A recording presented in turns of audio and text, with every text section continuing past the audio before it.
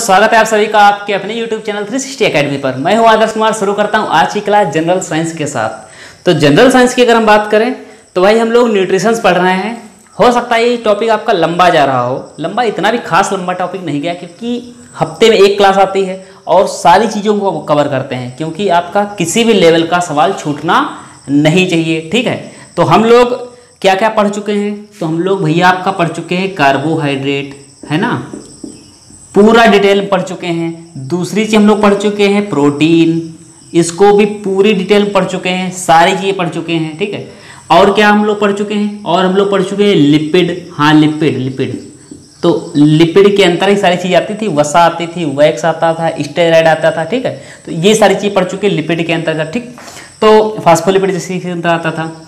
अब क्या बचा था? तो ये हमने बता दिया था भोजन के जो रूप बनते थे, तो इसमें ये क्या होते थे? आपके मुख्य अवयव होते थे। ये आपके माइक्रो अब एक होते थे माइक्रो, एक मतलब गुरु पोषक तत्व थे, दूसरे क्या थे? लघु पोषक तत्व थे। तो हम लोग गुरु पोषक तत्वों को, मैक्रो न्यूट्रिएंट्स को कवर कर चुके हैं। क्लियर है? अब हम लोग क्या देखेंगे? तो हम लोग अब देखेंगे लघु पोषक तत्व। और लघु पोषक तत्व जो होते हैं इसके अंदर क्या आता है? तो मैंने आपको बताया था इसके अंदर सबसे पहली चीज़ क्या है? विटामिन। क्योंकि विटामिन जो होती है हमारे आहार में बहुत छोटी मात्रा में जाती है, और ये छोटी मात्रा में जाने के बावजूद भी हमारे सारी इम्यूनिटी सिस्टम, हमारे सारे रोग प्रतिरोधक चीज़ें, सारे एंजाइम का दिशा निर्देशन, सारी चीज़ों को कवर करती है, कंट्रोल करती है। कौन? विटामिन। कुल विटामिन अभी तक कितनी है? तो कुल विटामिन की अगर हम बात करें तो आपकी नॉर्मल रूप से कितनी? ए है, बी है, ए बी सी डी पढ़ते चले जाओ, A B C D E और के, इतनी विटामिन हो गई। ए है, हो गया सारी चीज़ें। अब हम लोग देखते हैं इसमें एक नई चीज़ क्या देखते हैं? हटा दे इसको। चलिए, अच्छा, आज आपका फादर्स डे था, है ना भाई? डे वे हम तो मानते नहीं, हम तो फादर्स डे नहीं मानते, फादर्स लाइफ मानते हैं। और जितने लोग फादर्स लाइफ मानते हैं वो लोग मुझे कमेंट करके बताएं कि हाँ सर, आपकी बात से हम सहमत हैं। और इससे जुड़ी आपको एक चीज़ बताते हैं। फिलहाल आपका एक स्टोरी का टर्म तो नहीं है, लेकिन फिर भी मेरा मन आ गया आपको बता दे कहानी छोटी सी। एक बार क्या होता है कि पिता और पुत्र एक बाग में रह रहे होते, मतलब थोड़ा सा मस्ती कर रहे होते, खेल रहे होते। तो पिताजी ने सोचा चलो बच्चे को आज कुछ सिखा दिया जाए। तो बच्चे से कहा, छोटा बच्चा था, वही मान के चलिए 10-12 साल का, तो उससे कहा कि जाओ, वो पत्थर रखा है, बड़ा सा पत्थर था, उसको आप साइड में रख दो, जा करके उठा करके दूर रख दो जा करके। तो बच्चा गया, उसको हिलाया और सब कुछ किया, लेकिन पत्थर नहीं हटा। जब पत्थर हटा नहीं तो आया, उसने कहा पापा वो हट नहीं रहा है, क्या करें? तो पिताजी ने कहा तुम जितनी ट्रिक, जितने तरीके जो को तुमको आता है सब अपना सकते हो। जितने तरीके तुमको आते हैं, जो भी तुम्हें आता है तुम अपना लो, लेकिन तुमको शर्त क्या? हटाना है वो पत्थर। अब वो बच्चा फिर गया और फिर उसने सारी सब कुछ कर लिया, लेकिन पत्थर टस से मस नहीं हुआ। अब बच्चा क्या हुआ? लौट गया, रोने लगा। जब रोने लगा तो पापा ने सोचा कि ऐसा तो नहीं इसको लग गई हो कहीं से। दौड़ते हुए गए, देखा वो आंसुओं से रो रहा है। पूछा क्या हुआ? कहने लगे आपने हमको इतना बड़ा काम दे दिया और हमसे उठ नहीं रहा है, आपने सोचा भी नहीं, बताओ हम क्या करें, नहीं उठ रहा है। तो अब पापा ने कहा देखो मैंने तुमसे कहा था कि तुम सारी ट्रिक, सारी तरीके अपना सकते हो, क्या तुमने अपनाया? तो उसने कहा हाँ। कहा नहीं, तुमने एक तरीका नहीं अपनाया। तुम जब पत्थर को उठा रहे थे तो आपने मुझे बुलाया होता, मुझे अपने हेल्प के लिए क्यों नहीं बुलाया? तो एक चीज़ ध्यान रखना, जब भी आप कभी मुसीबत में हो तो आप कम से कम अपने फादर को याद करो, अपने पापा को याद करो कि वो आपकी मुसीबत के लिए जो हमेशा तैयार रहते हैं, आप उन्हीं को याद नहीं करते हो। तो इसीलिए कहते हैं फादर्स डे नहीं, फादर इज़ लाइफ। ठीक है, चलते हैं। तो वही विटामिन की तरफ पढ़ते हैं। यह कहानी इसलिए सुना दी क्योंकि आप लोग कहीं ना कहीं आप लोगों के अंदर एक मानसिकता होती, जो पापा होते हैं, डैड्स होते हैं, या जो भी आप कहते हो पिताजी, तो उनके प्रति एक संकीर्ण भावना होती बच्चे की। उनसे खुलकर कुछ बच्चे ओपन नहीं हो पाते हैं, और कुछ पिताजी भी ऐसे होते हैं खुल के कह नहीं पाते हैं कि हम कितना अपने बच्चे से लगाव करते हैं। कुछ बच्चे भी नहीं कह पाते कि हमारे पापा से कितना लगाव है, कितना प्यार करते हैं। तो आप इन चीज़ों को थोड़ा समझिए, ये रिश्ते हैं, और रिश्ते भी नहीं, ये आपके खून के रिश्ते हैं। चलिए, तो हम लोग बात करने वाले हैं विटामिन की। तो विटामिन में हम लोग चीज़ देखेंगे, पहले देखेंगे हम लोग मेटाबॉलिज्म। मेटाबॉलिज्म क्या है? ये नया वर्ड आपके लिए है, उपापचय।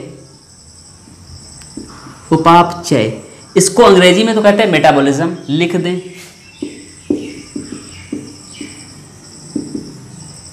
मेटाबॉलिज्म, तो मेटाबॉलिज्म क्या है, इसका मतलब ये होता है जैविक, जो शरीर में, हमारे शरीर में जैविक रासायनिक जो क्रियाएं होती हैं या एक्टिविटीज होती हैं, क्रियाएं जो होती हैं, उन सभी को क्या बोलते हैं, उपापचय होते हैं। मतलब कि इसको बोलते हैं बायोकेमिकल एक्टिविटीज। बायोकेमिकल एक्टिविटीज मतलब कि जैविक रासायनिक क्रियाएं जो हैं वो सारी क्या है आपकी, उपापचय। अब जैविक रासायनिक क्रियाएं क्या हैं तो समझना, जैसे आप सांस लेते हो, ये भी क्या है, रासायनिक क्रिया। आपने भोजन खाया, आपका पाचन हुआ, वो भी क्या है, रासायनिक क्रिया। आपका जो है पानी से क्या हुआ, यूरिन बना, आपका पानी से पसीना बना, ये सारी क्या हो रही, रासायनिक क्रियाएं तो हो रही, जैविक रासायनिक क्रिया हो रही।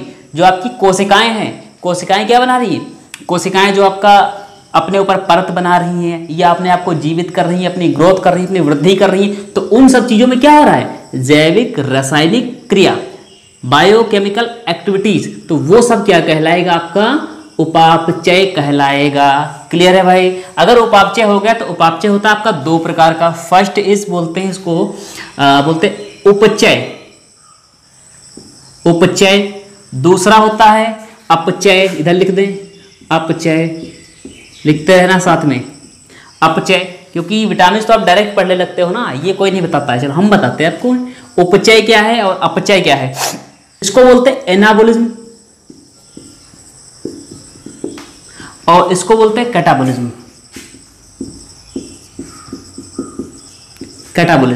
अब उपचय क्या है और अपचय क्या है, तो सबसे पहले हम देखते हैं कैटाबोलिज्म, अपचय देखते हैं। तो पहली हम डाल देते हैं हेडिंग है भाई अपचय। क्लियर हो रहा है तो बताते रहना। और एक काम करो, पढ़ रहे हो तो कम से कम शेयर कर दो, एक दूसरे को शेयर कर दो, अच्छा लगे आपको। अगर स्टोरी अच्छी लगे, आपको सारी चीज़ें अच्छी लगी हो, आपको पढ़ाने का पैटर्न अच्छा लगा हो, तो प्लीज़ शेयर कर दो ना यार। शेयर कर दोगे थोड़ा हमें भी अच्छा लगेगा। जो आपके लिए अच्छा कर रहे हो तो आप मेरे लिए भी थोड़ा सा अच्छा सोच सकते हो। चलिए अपचय की बात करते हैं। अपचय क्या है, तो अपचय देखना, अपचय का मतलब फॉर एग्जाम्पल, उदाहरण के लिए जैसे आपने कोई चीज़ खाया, तो आपने क्या खाया, स्टार्च खाया, ठीक है, जिसको मंड बोलते हो, जो कैप्सूल के ऊपर लगी होती आवरण परत होती है, वो किसकी होती, मंड की होती, स्टार्च होती। और स्टार्च एक क्या है, पॉलीमर है, पॉलीमर है ना, क्योंकि ग्लूकोज से बना हुआ, जैसे आपने मोनोसैकेराइड, डाइसैकेराइड, ये कैसा है, पॉलीसैकेराइड है, पॉलीमर नहीं सॉरी, ये पॉलीसैकेराइड है। और ये पॉलीसैकेराइड कैसा है, ये लीनियर है या ब्रांच्ड है, तो ये कैसा है, ये ब्रांच्ड है। और ये लीनियर ब्रांच अगर आपके ऊपर से जा रहा हो, दिमाग के ऊपर से, तो लिंक डिस्क्रिप्शन में वहां पर जाइए, आपके दिमाग के अंदर से जाएगा। कहने का मतलब कार्बोहाइड्रेट मैंने डिटेल में कवर कराया है, ये कार्बोहाइड्रेट का पार्ट है। तो ये कैसा है, ब्रांच्ड है, शाखान्वित, मतलब ये शाखान्वित आपका क्या है, पॉलीसैकेराइड है। मतलब कि कार्बन कुछ इस प्रकार से जुड़े होते हैं इसमें, इस प्रकार से आपके शाखाओं में बटे होते हैं, ठीक है। और ये जो बॉन्ड जुड़े होते हैं, इस बॉन्ड को नाम क्या आता है, ग्लाइकोसिडिक बॉन्ड होता है, ठीक। चलिए ये आप, अब समय नहीं इसको बताने का, जो बताने का है वो समझिए। तो आपने क्या खाया, रोटी खाई, रोटी भी क्या था, स्टार्च था। स्टार्च का मतलब आपने उस बॉन्ड को खा लिया। अब ये शरीर क्या करेगा, आपकी लार जो है, कहते हैं ना लार का पाचन करती है, लार पाचन करती है। तो ये लार क्या है, तो लार भैया आपकी है एंजाइम। चीज़ों को समझना बहुत अच्छे से, एंजाइम है। और ये एंजाइम तोड़ेगा किसको, स्टार्च को। किस में तोड़ेगा, तो ग्लूकोज में तोड़ेगा। फिर क्या होगा, ग्लूकोज में गया टूट, अब ग्लूकोज चल रहा है और कहाँ जा रहा है, तो ये जा रहा है ब्लड में, जा रहा है रक्त में जा रहा है। और रक्त में ग्लूकोज जाएगा और जा करके किससे मुलाकात करेगा, सेल के पास, कोशिकाओं के पास। कोशिकाओं में जा करके ये रक्त के माध्यम से, रक्त वाहिनियों के माध्यम से ये क्या करेगा, ये बनाएगा CO2 बनाएगा, H2O बनाएगा, H2O मतलब पानी, H2O बनाएगा एंड आपका बनाएगा एडेनिन ट्राईफास्फेट ATP, ऊर्जा। और ये सब कार्य कहाँ हो रहा है आपका, सेल में, कोशिका। क्लियर हो रहा है। अच्छा ये कौन तोड़ेगा, यहां से टूटा ग्लूकोज में, ग्लूकोज से जो एनर्जी आपकी रिलीज हो रही है उसको भी कौन तोड़ रहा है? एंजाइम।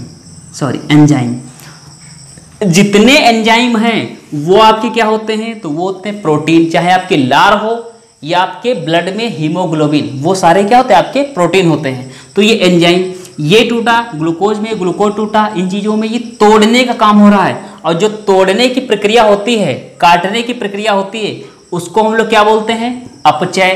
तो इसको हम लोग कह सकते हैं विनाशकारी प्रक्रिया।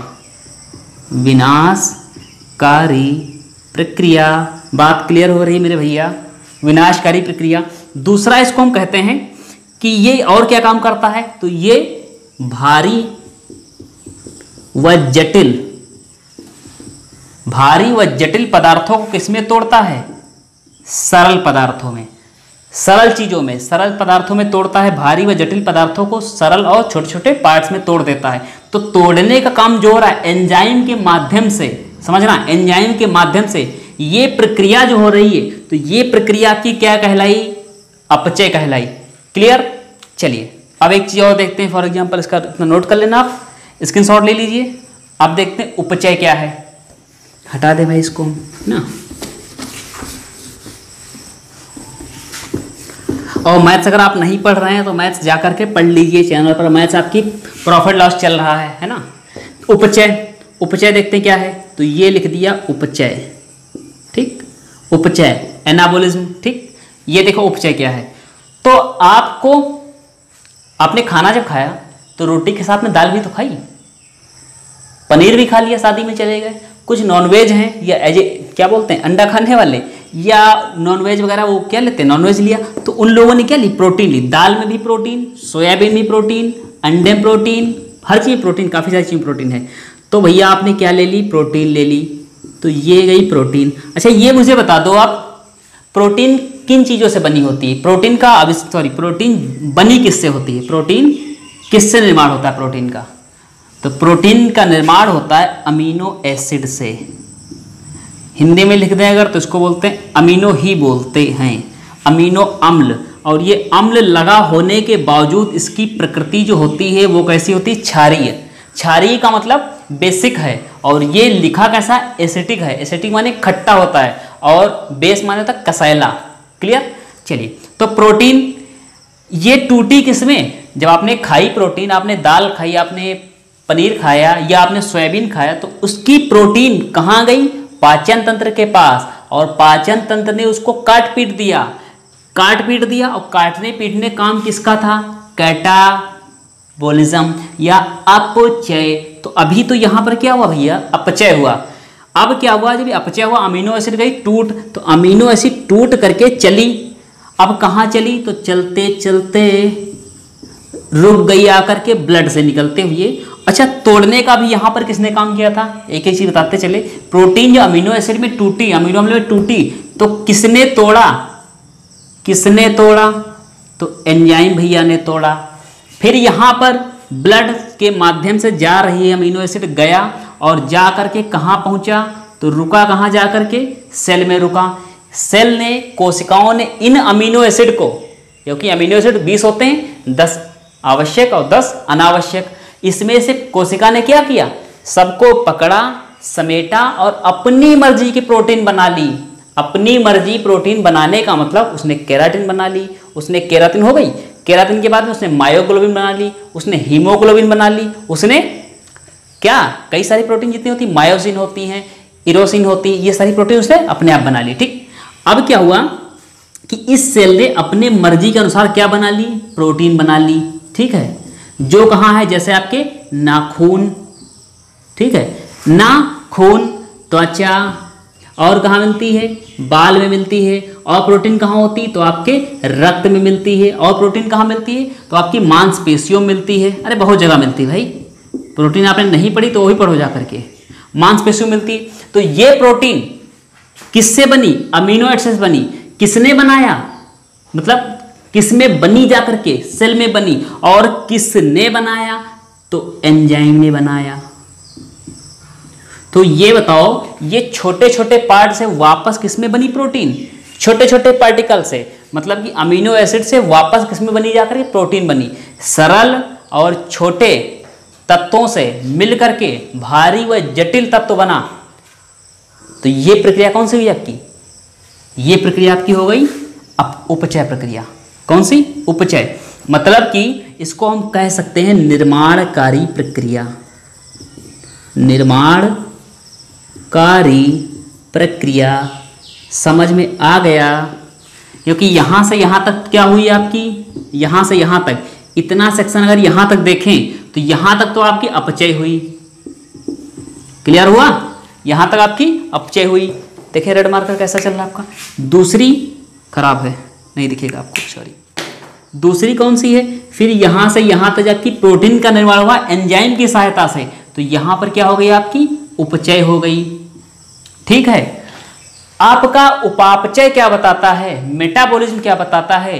कि आपके शरीर में दोनों चीजें होती हैं, अपचय भी होगा उपचय भी होगा। तो आपको लगा होगा कि सर यहां तो ठीक है, प्रोटीन अमीनो टूटी, अमीनो फिर प्रोटीन बना। एक बार क्या हुआ? अपचय हुआ, दूसरी बार उपचय हुआ। फिर आपने कहा, आपने ग्लूकोज के केस में बताया था कि वो डायरेक्ट किस में टूट गया?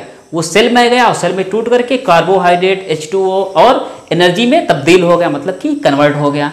तो आप एक चीज समझो, आप जब रोटी खाते हो, एक रोटी आपने खाई, 5 रोटी खाई या जो भी खाई आपने, ठीक, तो आप पूरी रोटी का, पूरे भोजन का क्या एनर्जी में कन्वर्ट कर लेते हो? कभी कभी आपको क्या होता है कि आपको भूख लगी, खाना नहीं मिला, फिर भी थोड़ी देर बाद भूख क्या हो गई? मर गई। और जब भूख मर गई तो वो ग्लूकोज जो था, वो ग्लूकोज आपको मिल गया कहाँ से? ग्लाइकोजन से मिला। और ग्लाइकोजन क्या है? समझना चीजों को।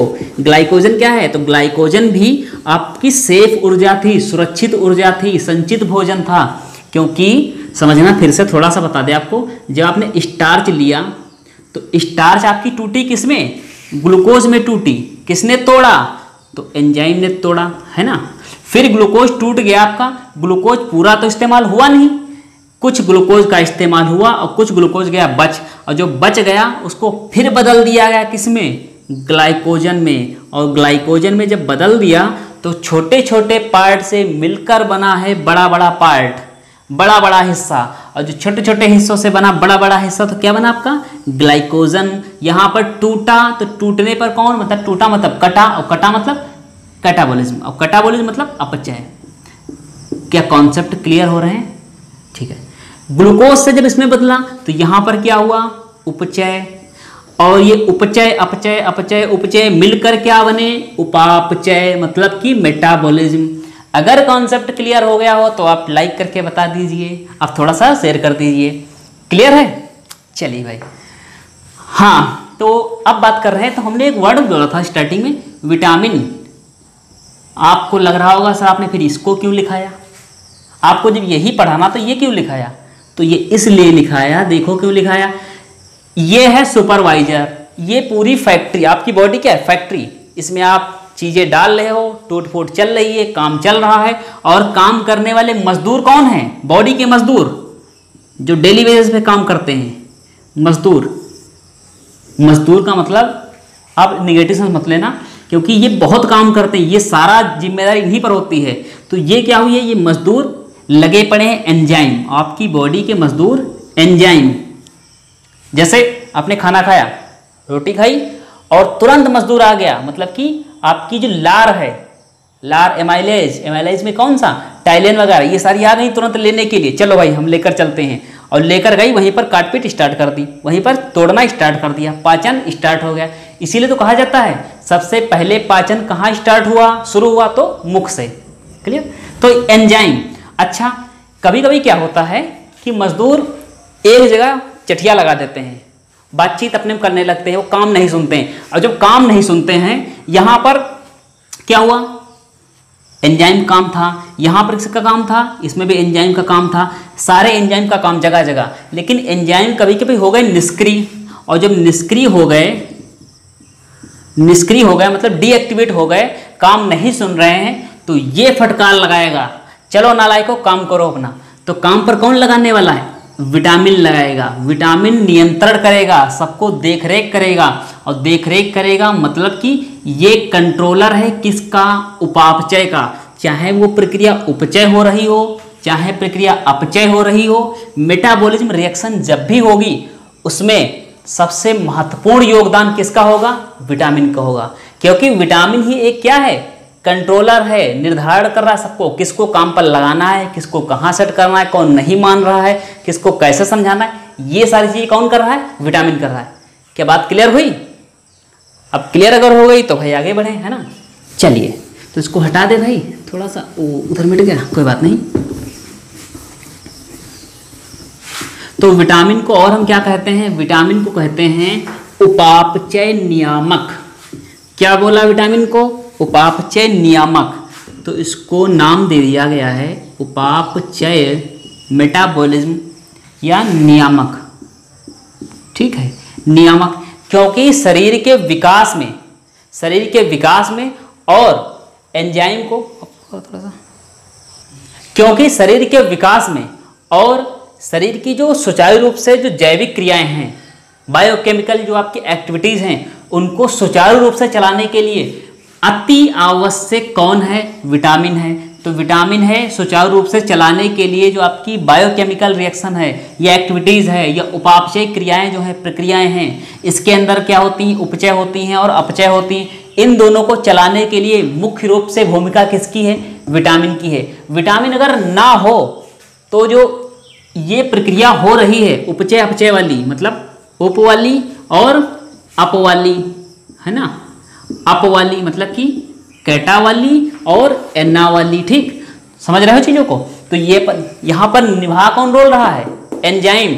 और एंजाइम नालायक हैं, वो थोड़ा सा बुखार आ गया तो काम पर नहीं जाएंगे, थोड़ा सा बॉडी में जुकाम हो गया, सर्दी हो गई, काम पर नहीं जाएंगे। काम पर जाने का मतलब आपको बुखार आया, टेम्परेचर बढ़ा, टेम्परेचर बढ़ने का मतलब आपकी हाइपोथैलेमस आपकी डिस्टर्ब हुई।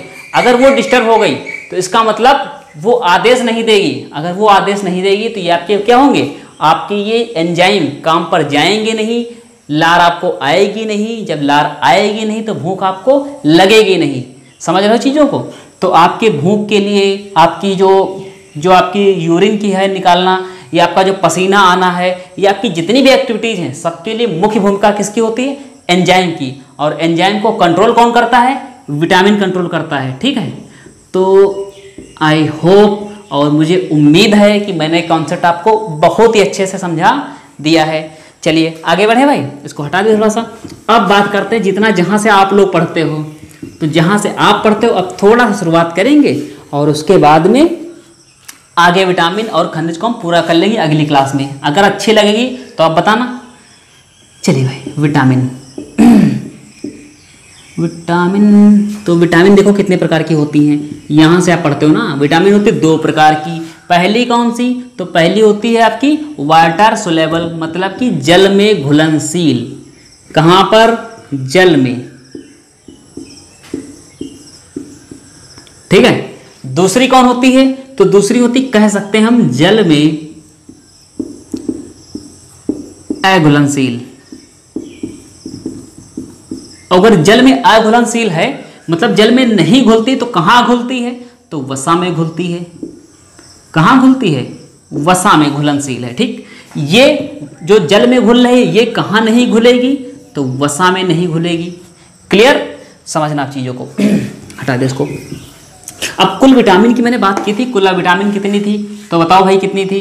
तो यहां से लिखना चालू क्या? ABCD पढ़ डालो। ABCD E F नहीं, G नहीं, आगे क्या होगा आपका?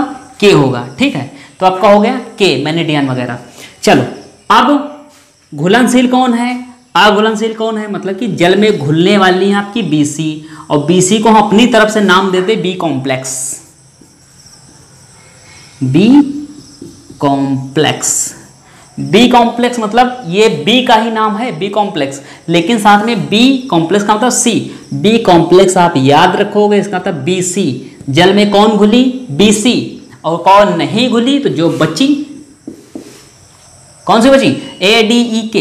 A बची, D बची, और चलो E लिख दें। नहीं यहाँ लिखें वरना फिर नाराज हो जाएगा E। ठीक, तो ये हो गई आपकी वसा में घुलनशील।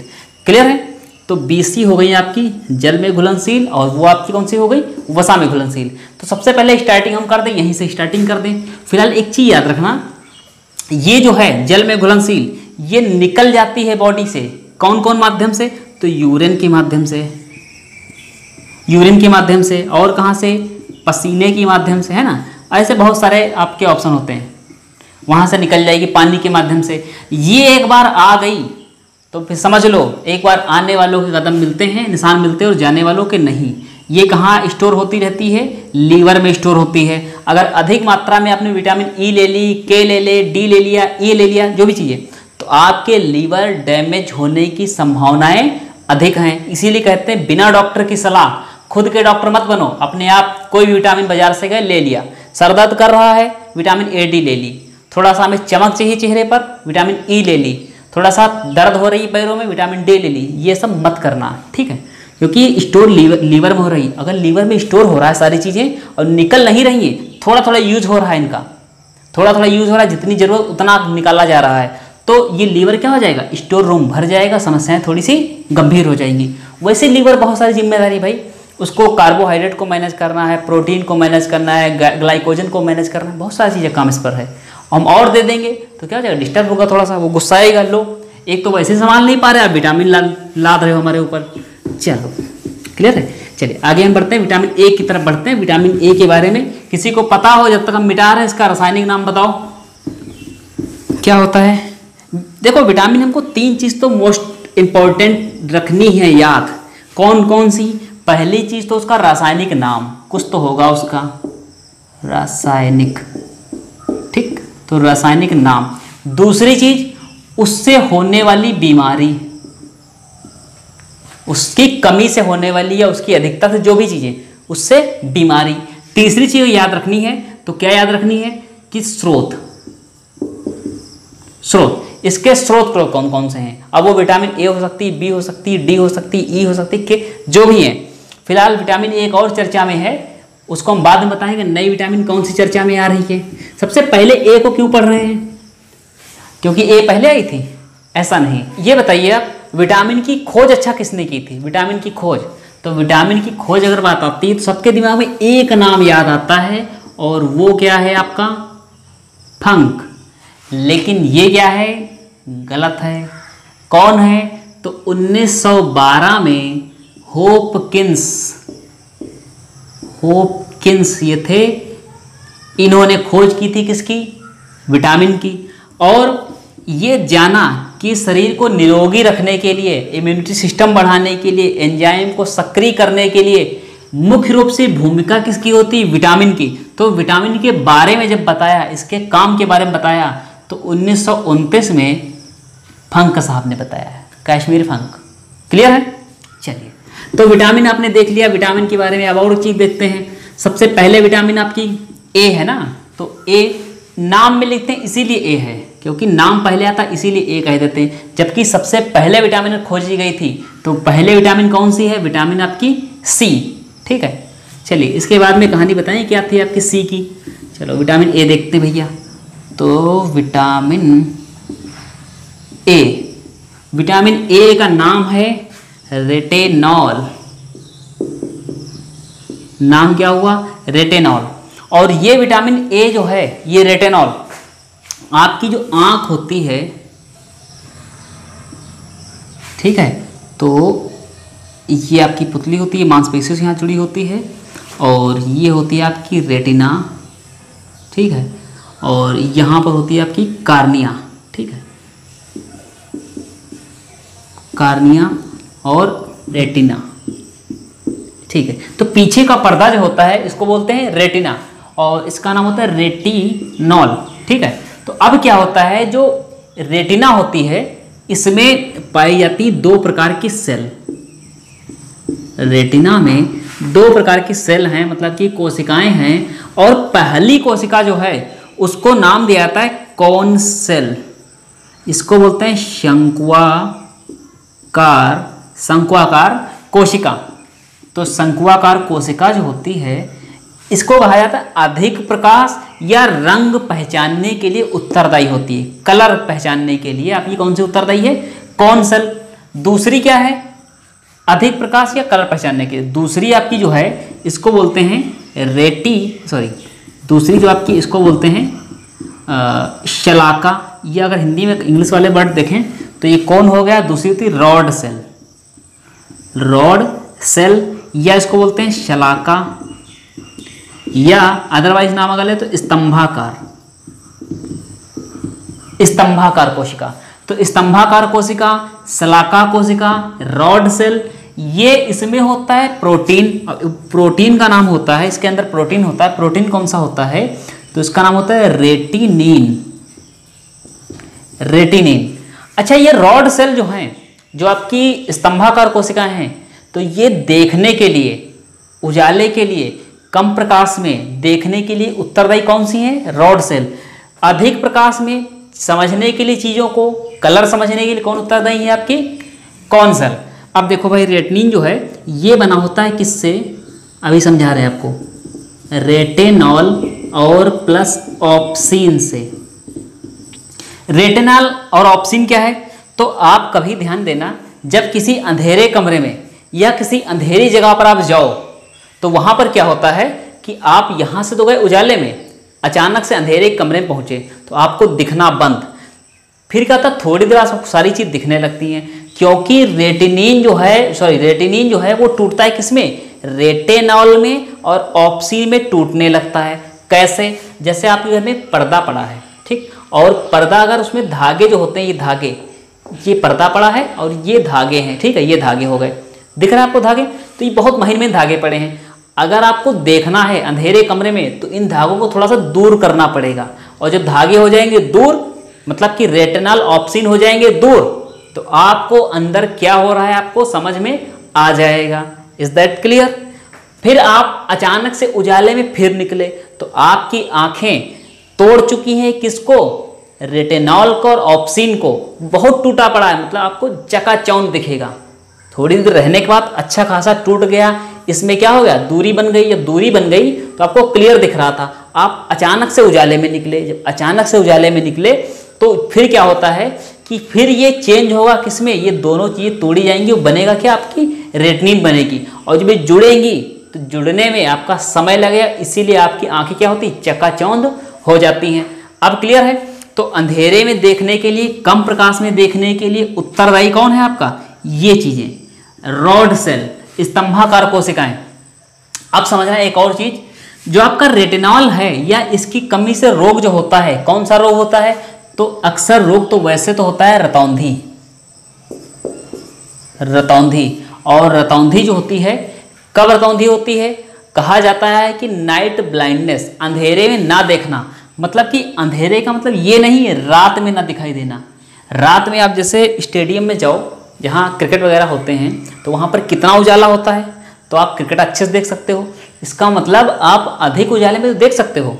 प्रकाश अगर सूर्य के बराबर है, जो आपको दिन में औसतन प्रकाश मिल रहा है उसके बराबर है, तो आप चीज़ों को देख सकते हो। लेकिन अगर आपके पास प्रकाश कम है, या विटामिन ए की कमी है, या रेटिनॉल की कमी है, तो रेटिनॉल टूटेगा नहीं। जब रेटिनॉल हटेगा नहीं ऑप्सिन से, तो आपको दिखेगा है नहीं। कॉन्सेप्ट क्लियर, चीज़ें जुड़ गई आपकी, समझ गए इसको। तो ये आपका क्या होगा, हल्के प्रकाश में देखने के लिए, थोड़ा सा कम प्रकाश में देखने के लिए उत्तरदायी कौन है, ये है। रंग के लिए या अधिक प्रकाश में समझने के लिए चीज़ों को कौन उत्तरदायी है, आपके शंक्वाकार कोशिकाएं या कौन सेल। तो ये जो होती हैं जंतुओं में, अक्सर से गाय, बैल, इन सब भैंसों, गधे, हिरन, इन सब में कहा जाता है कि ये कौन सेल होती हैं, इनकी मात्रा कम होती है, ठीक है। वैसे औसतन जो होती हैं, औसतन कितनी होती है, ये 70 करोड़, 70 करोड़ होती एक मनुष्य में। ये कितनी होती है, तो ये होती है भैया 9 करोड़। ये कितनी, 9 करोड़। तो 70 करोड़ औसतन में लगभग 70 करोड़ ये हो जाती हैं, और 9 करोड़ ये हो जाती हैं कोशिकाएं। कौन सी, शलाका सेल्स और शलाका कोशिकाएं और शंक्वाकार कोशिकाएं। फिर समझना चीज़ों को, क्योंकि हमने बताया आपको जानवर जो होते हैं कलर नहीं पहचान पाते हैं। तो आप सोचोगे कि हरी घास तो पहचान लेते हैं, है ना, हरी घास पहचान लेते हैं, लेकिन जब आप उनके सामने कपड़ा फेंकते हो तब भी तो खाने के लिए दौड़ते हैं। कभी नोटिस किया, आप कोई भी चीज़ डाल दो वो दौड़ेंगे, क्योंकि समझना वो जानवर क्या करते हैं, वो खाने वाली चीज़ का कलर नहीं पहचानते। उनको केवल 2 ही चीज़ दिखती है, ब्लैक या वाइट, लाल सॉरी सफ़ेद और काला दो चीज़ सिर्फ देख सकते हैं। जैसे हम लोग देखते थे ना टीवी कई 10 साल पहले शक्तिमान रामायण जब देखते थे तो क्या होता था कि ब्लैक एंड वाइट चीज़ें देखते थे, और ब्लैक एंड वाइट चीज़ें देखने के बावजूद हम समझ जाते थे कि इसमें हीरो कौन है, विलेन कौन है, राम कौन है, रावण कौन सा है, सीता कौन है और उसमें कौशल्या कौन है, सारी चीज़ें समझ जाते थे। ऐसे ही जो होता है जानवर विभेद कर लेते हैं, वो आर्द्रता पहचानते हैं, घास की जो आपका जो चारा होता है इन चीज़ों की आर्द्रता के अनुसार, नमी के अनुसार पहचानते हैं चीज़ों को, ठीक उसी अनुसार। क्योंकि आपने देखा होगा सांड को आपने सुना होगा कि आप लाल कपड़ा दिखा दो दौड़ लेता है। तो आप उस पर एक एक्सपेरिमेंट करना, आप कभी उसको ग्रीन कपड़ा दिखाना कि देखो आप ग्रीन दिखा रहे हैं, ये सफ़ेद दिखा रहे हैं, शांति का संदेश दे रहे हैं, तो क्या आपको नहीं मारेगा क्या? तब भी आपको मारने के लिए, अटैक करने के लिए, आक्रमण करने के लिए दौड़ेगा। वो केवल संवेदित होता है, वो केवल संवेदना उसकी जागती है, वो केवल सेंसर उसकी काम करती है कि हाँ कुछ है आगे जो किसी कलर का दिख रहा है, वो उसी पर दौड़ता है इसी हिसाब से। तो समझ गए इन चीज़ों को। तो हमने बताया आपको विटामिन ए, इसकी कमी से आपको रोग बता दिया कौन सा होता है भैया, रतौंधी होती है, ठीक है, रतौंधी हो गई। और कौन सा रोग होता है, जीरोथैल्मिया। इसका मतलब ये होता है कि आपने सुना होगा ना कभी, भगवान क्या तुम्हारे आंसू सूख गए? तो हाँ, भगवान के आंसू सूखे ना सूखे, आदमी के आंसू सूखे ना सूखे, अगर किसी के आंसू सूखते हैं तो उसको जीरोथैल्मिया रोग होता है। मतलब उसके किसकी कमी है, विटामिन ए की कमी है। विटामिन ए की कमी इसमें क्या होता है, आंसुओं का सूख जाना, आंखों से आंसू ना आना। और इसका मतलब जीरो का मतलब ही होता है जीरो का मतलब मरुस्थली या शुष्क से होता ना, शुष्कता से मतलब है इसका। और इसको अगर कहें तो रूखापन होता है, ठीक। और इसका मतलब होता है कमी, जैसे एनीमिया सुना है ना वर्ड, तो इसका मतलब क्या होगा, कमी। किसकी कमी, आपके अंदर रूखापन आएगा, आपकी आंखों में जो रूखापन बढ़ जाएगा, या आपकी आंखों में आंसू नहीं आएंगे, आपकी स्किन जो होगी वो ड्राई हो जाएगी। तो रूखेपन की समस्याएं, आंखों संबंधित समस्याएं, ठीक है, ये कहाँ होनी आपकी है, विटामिन ए की कमी से। दूसरा रोग कौन सा है, रतौंधी हो गया। सारी चीजें क्लियर हो गई। स्रोत देख लो भाई कौन सा इसका है, स्रोत। तो स्रोत तो सबको पता है, क्योंकि नारंगी रंग की जो भी वस्तुएं होंगी उन सब में क्या मिलेगा, आपका विटामिन ए मिलेगा। नई चीज सीखो, विटामिन ए, विटामिन सी उबालने पर नष्ट हो जाता है। गाजर का हलवा नहीं खाना चाहिए ये सोच करके कि हमको विटामिन ए की प्राप्ति हो रही है। क्लियर है, क्योंकि गाजर को आपने उबाला, और जब उबाला तो विटामिन ए तो चला गया हड़ताल पर, तो बचा क्या उसमें। अब जो भी चीज़ें बची आप उनको ले सकते हो, लेकिन इसकी उम्मीद मत करो। जैसे नारंगी रंग की क्या क्या चीज़ें होती है, जैसे पपीता होता है, गाजर होता है, ठीक है, गाजर होता है। ये सारी चीज़ें कैसे होती हैं, थोड़ी नारंगी रंग की है, जो भी चीज़ हल्की नारंगी रंग की है, तो उन चीज़ों में आपका क्या मिलेगा, आपका विटामिन ए की प्राप्ति हो जाएगी। तो इतना क्लियर है। एक और चीज़ देख लो, एक और चीज़ थोड़ा आप देख लो, अलग हटके बता रहे हैं। जैसे कबूतर आपने देखा होगा, तो कबूतर कहते हैं कि कबूतर रात में भी रंग पहचान सकता है, और उल्लू रात में भी देख सकता है। तो रात में देखने का मतलब ये है, उसके जो उल्लू के होती हैं, तो उल्लू की जो कोशिकाएं होती हैं उसमें अधिक किसकी होती हैं, तो उसमें अधिक उसकी होती है रॉड सेल। और जो कबूतर होता है, पिजन कबूतर, उसकी अधिक कौन सी होती, तो उसकी होती है कॉर्न सेल। इतना क्लियर है। अगर यहाँ तक क्लियर है, विटामिन जो हमने पढ़ाए हैं आपके उपापचयी, अपचय, उपचय, ये सारी चीज़ें अगर आपको क्लियर है, समझ आ गया, तो बाकी आपका नेक्स्ट पार्ट में लेकर आएंगे। जितनी बची हुई विटामिन है, खनिज, मिनरल, उसी में कवर करा देंगे। तब तक के लिए मिलते हैं आपको अगली क्लास में। तब तक के लिए धन्यवाद।